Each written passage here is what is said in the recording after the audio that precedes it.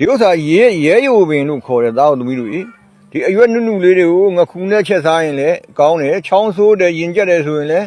ထောင်းပြီးတော့သူစားလေးနဲ့တောက်ရင်အရန်ကောင်းတယ်ကွယ်နော်ဆရာဇီဝကပြောတယ်လောကမှာဆေးဘက်ဝင်တဲ့သစ်ပင်ဆိုတာမရှိဘူးတဲ့သစ်ပင်မှန်သမျှအကုန်ဆေးဘက်ဝင်တယ်တဲ့ဒီဥစ္စာရဲယိုပင်လို့ခေါ်တယ်သားတို့သမီးတို့ဒီအရွက်နုနုလေးတွေကိုငခုနဲ့ချက်စားရင်လည်းကောင်းတယ်ချောင်းဆိုးတယ်ရင်ကျက်တယ်ဆိုရင်လည်းထောင်းပြီးတော့သူစားလေးနဲ့တောက်ရင်အရန်ကောင်းတယ်ကွယ်နော်ဒါရဲယိုရွက်လို့ခေါ်တယ်ဒါကတော့ခွေးသေးပန်းရွက်လို့ခေါ်တယ်သားတို့သမီးတို့ခွေးသေးပန်းမင်းလေးတွေကတော့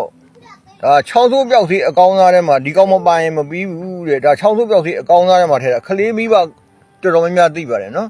ခလေးတွေရင်ကျက်တဲ့ချောင်းဆိုးတဲ့ဖျားတဲ့နားတဲ့ဆိုတော့ဒီအရွက်ကလေးကိုထောင်းပြီးတော့ဒါ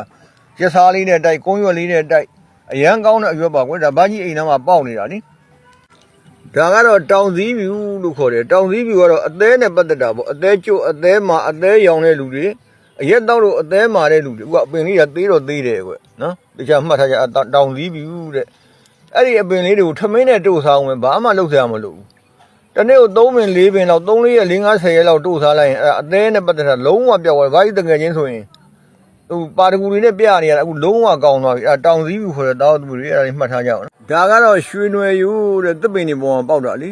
ဒီရွှေနွယ်ရိုးကလည်းပဲဒါစီးကြိုပြောက်တယ်နှလုံးရောဂါကောင်းတယ်အဓိကတော့သူကရေဖြင်းဆွဲတဲ့လူတွေရေဖြင်းဆွဲတဲ့လူတွေဒီရွှေနွယ်ရိုးကို3ခွက်တစ်ခွက်တင်ကြိုတော့ရင်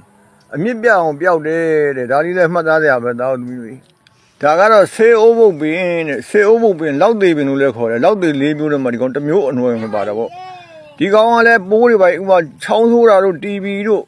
ရင်ကျချောင်းဆိုးအဓိကTB ယောဂါပေါ့နော် TB အတွက်ကိုတော်တော်ကောင်းတယ်ပြောတယ်ချောင်းဆိုးသွေးပါပေါ့